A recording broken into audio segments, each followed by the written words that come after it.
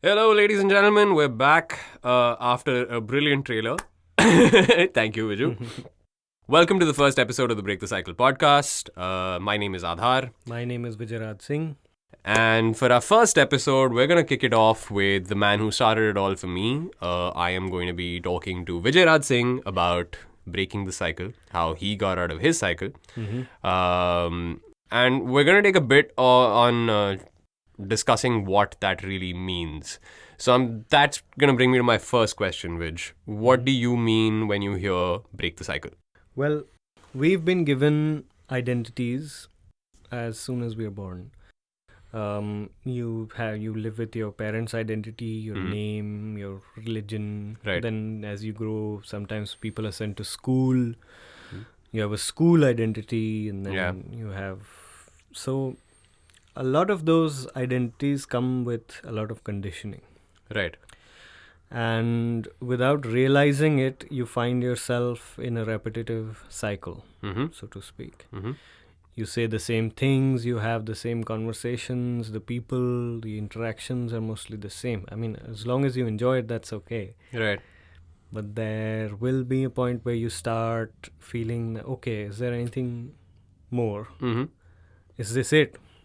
Am I just here to have a few dinners or have a few of the same conversations? Even families, for that matter. Sometimes family get-togethers, and then you just end up discussing the same things over and over again every year. Right.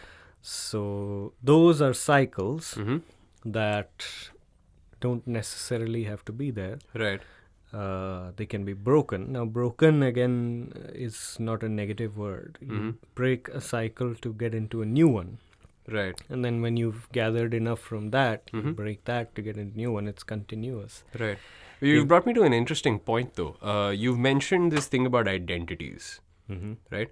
What are the identities you've gone through or identified with, or what are the identities that you've had over the years? Maybe let's talk about that.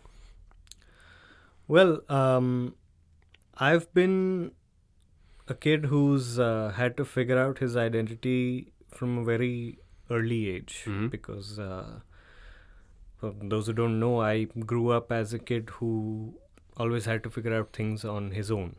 Right. So I was lucky enough to have an outsider view in observing people. I was always, I used to always just sit and observe. And I used to make fun of a lot of people. I still do. and that got me into trouble back in the day. But now, now it's who I am. People have accepted me. Again, as I say who I am, I'm actually asserting another identity I've made myself comfortable with. Right. So I've seen, most of my friends, my family, and whoever I've interacted with, they always stick to an identity, and that's very important. It's not something that they're doing wrong, even though it may seem, you might have uncles who you disagree with based on their political opinion or grandparents or whatever. Yeah. But an identity is very, very important to begin with. And then, based on your own personal experience, you identify whether that identity is actually helping you or is actually pushing people away, or if it's not serving you in any way, it needs to go, because that's how you grow. You just take what you can and you shed what is holding you back. Right, So but then that goes with identities. I mean, that doesn't mean you turn into some con artist with multiple identities. I mean, you must have changed your identity. I mean, you change your identity every time you change your job. Okay. If you're an employee, you identify with one company. You leave that company, you identify with another company. So would that mean that an identity is fluid? Because essentially, if we're going over so many kinds of identifications of yourself, for example, you were at one point a political strategist. That was an identity you had. Yeah. And I remember saying that. I'm still identified by that identity most of the time, because people don't know anything else that I do. And that's not it. But because that identity establishes some form of legitimacy to who I am, Right. it's good enough. But then people who get to know me then know that I do several other things as well. Mm-hmm. And that identity does not really have a play. The Right. identity of any being a strategist or being an advisor or anything. But isn't that something that you do as opposed to something that you are? Because if you're claiming something like, I am this, right? So, for example, if I say, I am a martial artist, Yep. but then, okay, I'm a martial artist, I am also a PR professional or communications professional, I am also a teacher, I am also something else, or I am also whatever identity. But then when you sit down to answer, who are you as a person, these are just things that you do, right? You just proved your own point there, that identity is fluid, and you don't have to confine yourself to one of them. Right. So if you are a martial arts instructor, if you're a student, good for you. I mean, Right. it doesn't have to end there. I mean, you'll be a dad, you'll be a boyfriend, you'll be everything else, and nothing changes. And the pursuit should not be to identify with something that basically... The pursuit should not be to identify with something that becomes a justification for all your fears and all your prejudices and all of your preconceived notions. The pursuit should be to identify with something that makes you, well, even if it scares you, Yeah. but then that makes you move forward. Right. So if you are learning martial arts Mm-hmm. and that makes you happy, good for you. Keep doing that. Mm-hmm. But if someone comes up with a completely new concept of martial arts that's never been heard before, and then you hear yourself saying, that's not how the old guys used to do it, and that's not Right. how it was done for generations, and therefore it is wrong. Mm-hmm. I don't think that you're being truly appreciative of what you are representing here. So Right. there's an example. I mean, I'm not saying you are like that, but that's an example. All right, so I'm going to ask you a rather personal question.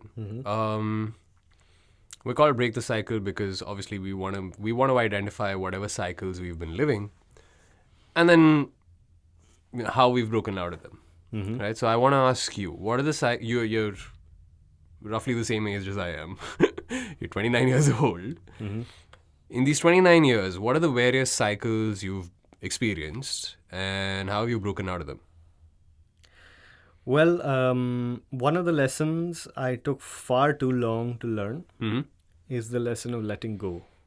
Right. And you only realize it when you're on the other side of how stupid that small lesson is. You should have learned it a long time ago. But I can identify with people having trouble with that particular lesson now that I'm out of it. Right. And because they think that I'm insane when I tell them that it's that simple to get out of it. So letting go was one of my biggest challenges. Another one... Letting go of what? Letting go of people, Okay.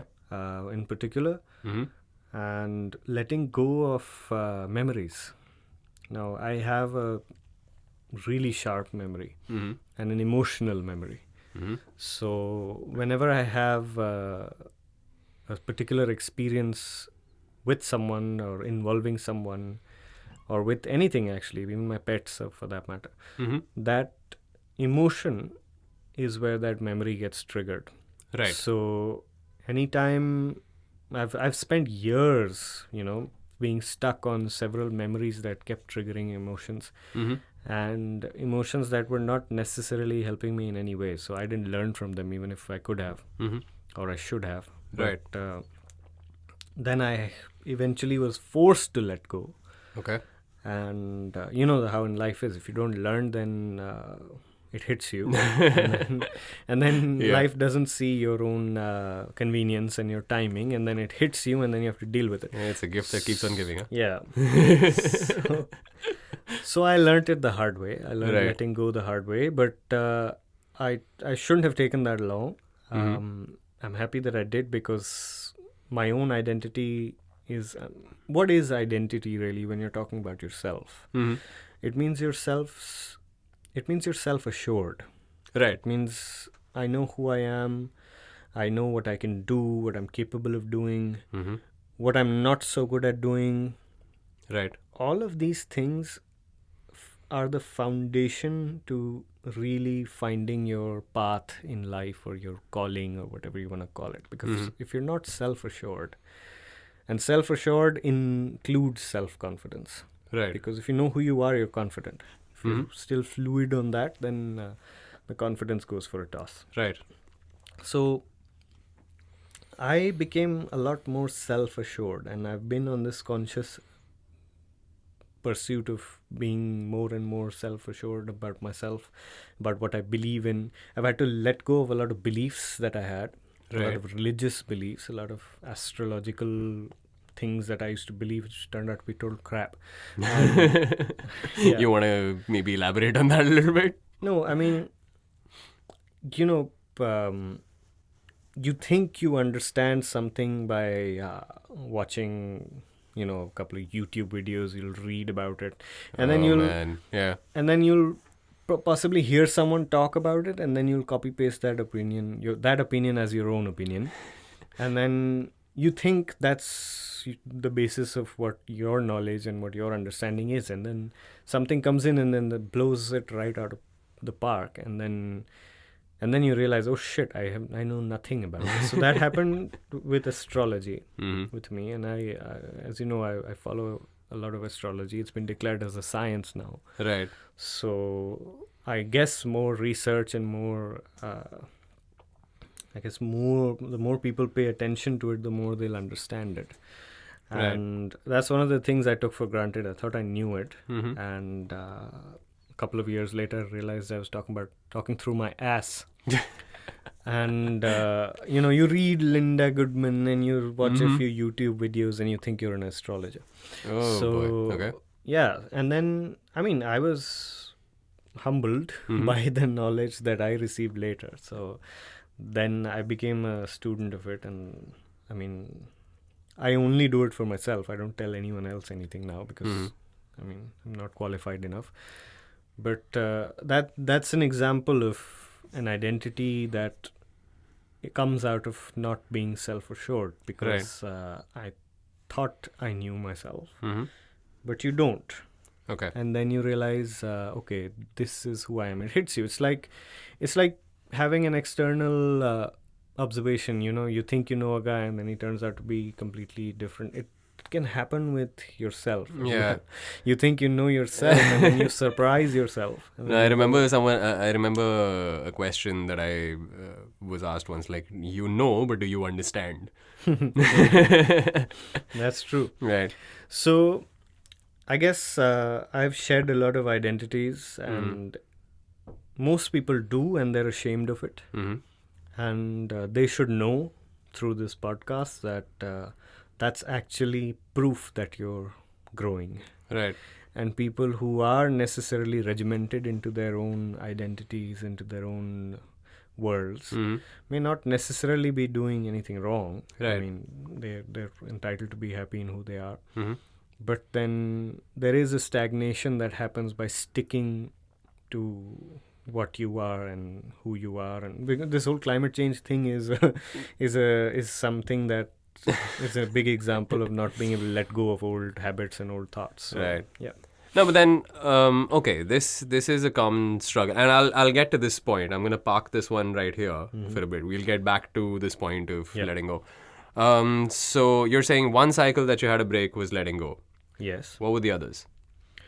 One cycle that I had broken was the cycle of being emotionally dependent on a partner? On anyone other than myself to make decisions. All right.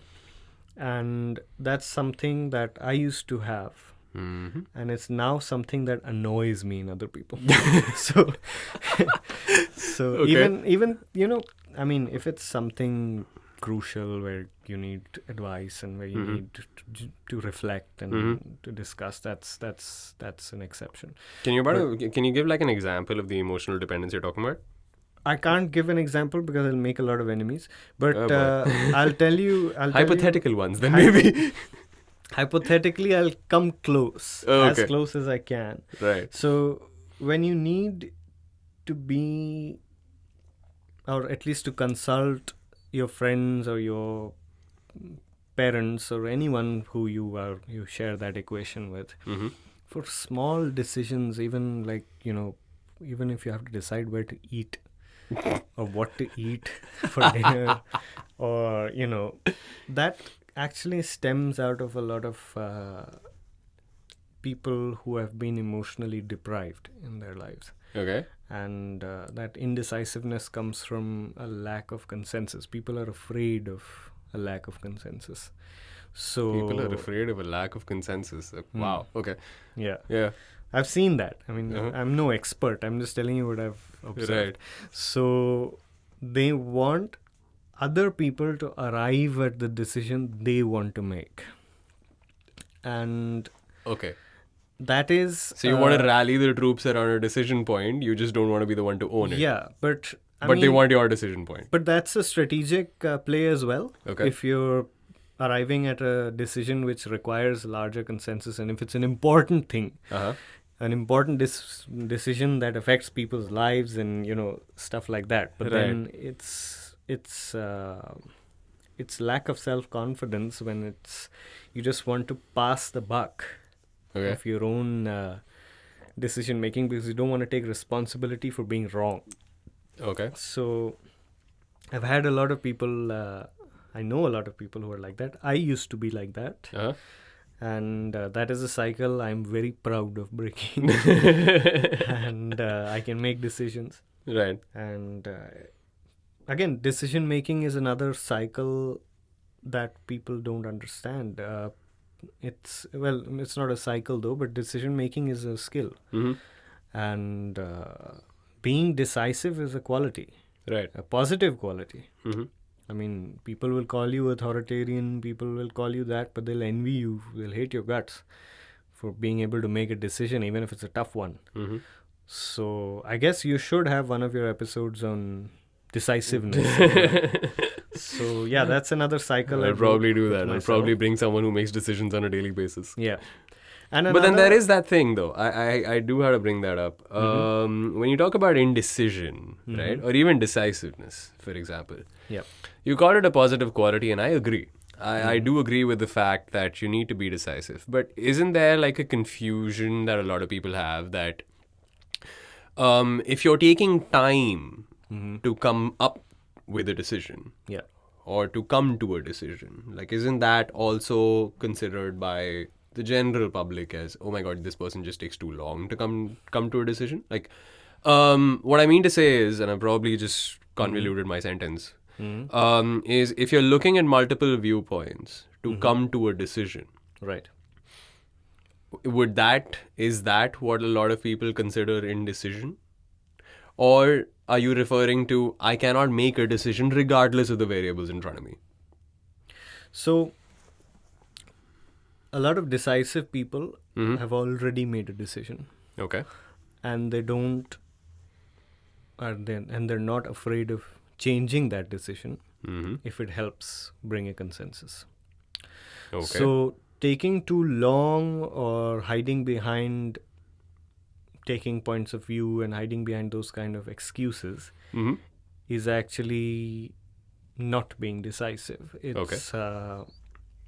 It's just running away from being responsible for something that will apply as soon as the decision is made. So being decisive is, well, you would have already made a decision in your head, and you will have that conversation with yourself saying that, okay, this is my decision. You may not say it, right. then you'll hear everyone, and then you'll say, okay, if everyone else has a converse point of view, Right. let's go with the majority. And if not, you can also stonewall and go against everyone and make a decision. But then again, that's the quality that you should have, or you should develop if you don't have it. Because again, it's nice how each of these is forming a step-by-step process, because being self-assured leads makes to you better decisions. decisive. Yes, Right. leads to better quality decisions. In fact, Okay. So letting go, being more decisive. What are the others? What are the other cycles you've broken out of? another major cycle that I recall breaking through was the illusion of control. Right. And that's another deal that comes with decision making. Is you take far too long to arrive at a decision because Because you're trying to control all the because you're variables. delusional about having control over all of those yeah. things. You don't. And well, life teaches you that. I mean, whatever you have can suddenly be taken away. And then that's one of the biggest cycles that I broke. Right. Because, I mean, I'm no stranger to this. A lot of you listening might have gone through it or will go through it, God forbid. But it's a good thing. That's what I'm saying, we'll go through it. Is that you might just wake up and find that your entire world is gone. It doesn't exist.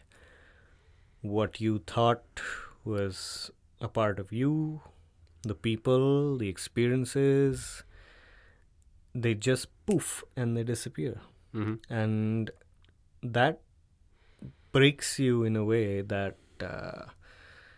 most people, it's hell in terms of when you're going through it. But then, because if you are spiritually aligned, and if you find yourself a bit more stable in terms of questioning, and if you have a rational mind, Right. then you realize that I control nothing. And everything I have can just suddenly be, with a snap of a hand, be taken away. And a lot of you will not be a stranger to that feeling. And that is what, if you've been through that and you're still suffering the memory, or if that triggers you, what I said in the past 30 seconds, if that triggered you, you should go back to that. I mean, as you might have tried to suppress it, because that is a masterclass in breaking cycles. Because again, because you control nothing, and you are still listening to this, you are right here where you are, and you are you. I mean, you made it. So that this takes me back to one of the episodes you and I did on your podcast, The Beauty of Nothing. Yeah. Beauty of nothing. And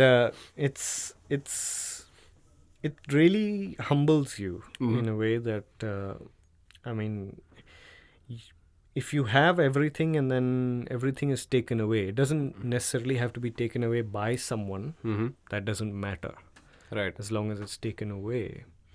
And that's really a realignment in your life that tells you that, okay, that's that, and you can still be anything you want to be even now. And just keep going. Don't look back.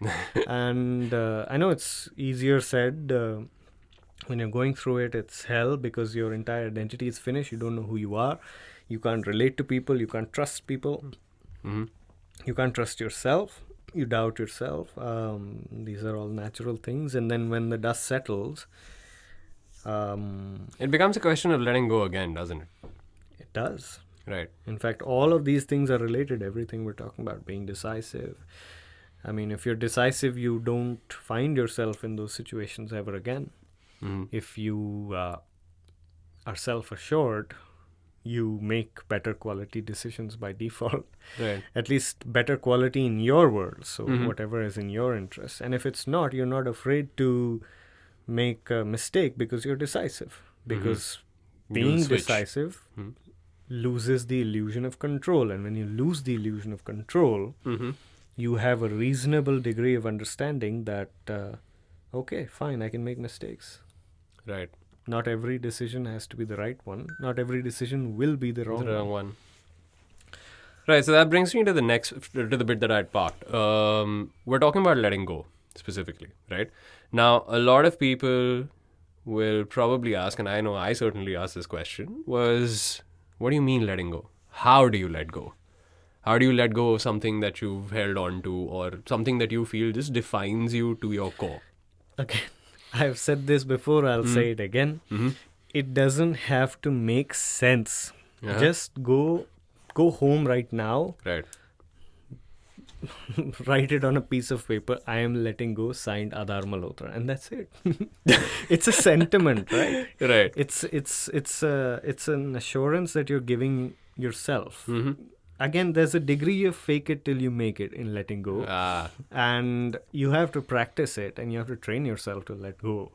But when you do, you realize how much better things are once you do, and then you want to keep doing it after that, because nothing stops you. You just keep going, like an express train. So, if you find yourself in a situation of how do I let go, just find a piece of paper, find a pen or a telephone, whatever, write, I have let go. Signed my name, save it, burn it, do what, make it a ritual if you have to, if that's what works for you. But believe yourself while you do it, that you have let go. And letting go does not mean that your life will come to an end. In fact, it will begin right after that. Right. It's one decision that really opens up more doors than it closes. It closes one giant door to the past. Right. And it opens up about 300 more doors.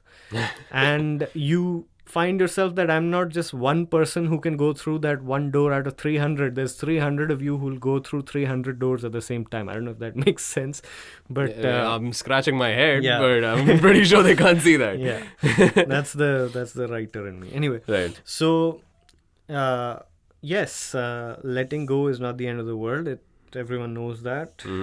People don't know how. This is the how. Just if after listening to this podcast you feel like letting go, that's it. Feeling is enough. Just say, okay, I'll let go from now. And then if you find yourself being triggered by anything, you just tell yourself, is this me letting go? Yes. Good. No, then I should change my response to it. Right. So when after a certain point, it will stop triggering you. Right. And when you stop getting triggered, you've let go of it. So it's a decision to let go at every single step. Everything is a decision. Right. Yeah. So you choose your response to things. You choose to let go of things. Yeah. Yes. You can only manifest what you can conceive. So if you can conceive of a reality where you are decisive, you are able to let go. If you believe that is even possible with you, that's it. That belief is enough. Right. You have to live it. Start living it right now. Don't wait for Don't wait for something to happen, or some money to come in, or some job to go through, or some person to finally fulfill their commitment, or whatever they said, or whatever they were supposed to do. Just do it. And everything will change, because the same people then react differently to you. Right. They speak to you differently. They approach you differently. Even the people who triggered you are careful of you. So it's, I can't describe it. It's fantastic. I know it's hard to imagine on the other side, but believe that it works. It does. You're probably going to have to experience that one. Or just take my experience and decide to do it. There are wiser ways to learn. Yeah. All right. So I'm going to segue into one of the things that you mentioned. I'm going to stick with decision for now, because I think that's a very powerful point to it's a good start. Discuss, because we decided to start today. Yeah. With decision, what I want to ask you specifically is, and this is a question that a lot of that I've faced myself. I've had a lot of people discuss this with me. And considering that all of us are making a decision every single moment of every single day, right? Some are very small decisions, like what shirt do I wear? Some are very big decisions. Well, that's a good example you picked up. Yeah. Even deciding what clothes to wear tests the quality of your decision making. So that's the point I want to mention. I wanted to discuss. Wanted your opinion on was how do you know you're making the right one? You're not. And I mean specifically for bigger decisions. Okay, so let me Because say... you've got certain smaller decisions like, okay, I will wear this shirt because it makes me look good, or I feel. Okay, so let me say that for the next 1 week you're going to live your life. Yeah. And every decision you make is going to be the wrong one. Okay, define wrong. Are you going to stop making decisions because I said that, or it's going to happen that every decision is going to be wrong? Are you going to just sit here and do nothing? Even if every decision you're going to make is going to be the wrong one, what if sitting here is the wrong decision? Then what? Right. So that's the illusion of control. There's no right or wrong decision. So just make a decision that keeps you moving forward. And in the best way, which does not limit you from being anyone other than who you are. Because any decision or any behavior or any kind of response that makes you any less or express yourself any less of who you are, who you completely are right now, is the wrong decision. If you want to keep that right or wrong. If you don't want to keep that right or wrong, believe that whatever decision you make will turn out to be in your interest, whether it is the right or wrong decision or whatever you want to call it. Because a lot of people make this control mistake. There's a degree of illusion involved while making a decision that you can actually control an outcome. You cannot. That's what spirituality teaches you. Right. You can choose to learn a lesson your way, but the lesson is going to come either way. So Yeah. So there's an illusion of control that way, because the lesson will come whether you like it or not. Yeah. Or whether you want that particular lesson in that particular form or not. In that particular time as well. Yeah. Well, there you have it, boys and girls. It all starts with a decision. So you decide to let go of things. You decide to break your cycle. Whatever that cycle may be. It could be a professional cycle. Could be your daily routines. Could be your emotional cycles. Like everything. Yeah. This is the beginning of the year when you're listening to this. Decide literally right now as you hear it. It doesn't matter when we recorded it or when you heard it or what year it is right now. Just make a decision and really believe yourself that just make a decision in a place where you're completely confident of who you are, that I'm making this decision, dekha jayega baki sab, you know. Right. And I'm happy with myself and I deserve to be happy. A lot of people struggle with that. Right. And I'm gonna make decisions that don't limit me from being anyone other than who I want to be or who I am. Right. Just make that decision. Write it down if you have to. Sweet. Viju, my last question, or rather my second last question. What is the takeaway you want people to have from this particular discussion? Like, what are the three points, if you were to sum it up, that they can take back and use to break their cycles, whatever they may be? It is that whoever you are and wherever you are, whatever you are going through, it is not bigger or smaller than anyone else. All right. And that should be a humbling thought. A lot of times I embarrass my friends by when they say, हम मिल नहीं सकते, काम है, and ये and वो. So I say, काम तो सभी करते हैं. And I mean, just say you don't want to meet. That's fine. Yeah. And if I'm stupid enough to hold it against you, or if you value your own time with yourself, and if I still want to intrude into it, then maybe I'm not the best friend over there. Maybe I need to be sort of kicked away from your life. Right. So again, it's a humbling thought that whatever you are going through is not the biggest thing in the world. Everyone else is going through their own version of whatever little hell they might have invented for themselves, or whatever might have been passed on to them. Mm-hmm. But again, my point is that it's happening everywhere, and come to terms with it. Make a decision that you deserve a better quality of life, peace of mind, and just work towards that. I know it's you'll a lot of people are going to be very uncomfortable with that decision you might have made Mm-hmm. to be happy with yourself, to value your own time, to value your own privacy, or whatever boundaries you want to put. But let that be. I mean, that if that makes anyone uncomfortable, they'll sort it out with you, and if it doesn't, then they don't deserve to be taken that seriously, because they don't respect you. And the minute you do assert your own sense of respect and privacy, and your need to be happy, and your right to be happy, and Mm-hmm. to be relaxed and chilled out most of the time, Right. the same people who will have a problem will come back and they'll start respecting those things, because that's the only way to be around you, Mm-hmm. and you're sorted then. Yeah. All right. My last question, Vij, where can these people find you and talk to you if you're comfortable sharing?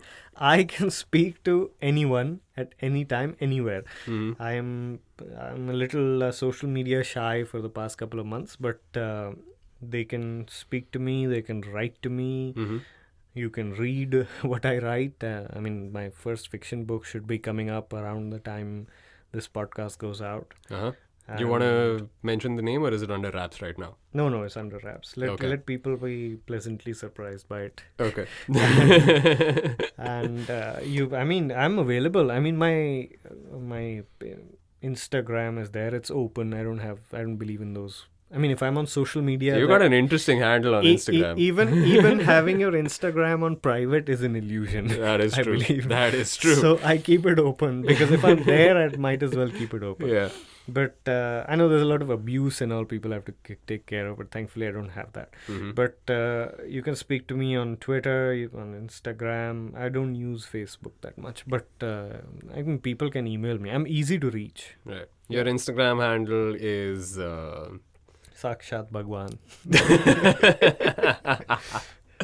and your Twitter handle? Is my name, Vijay Raj Singh. All right.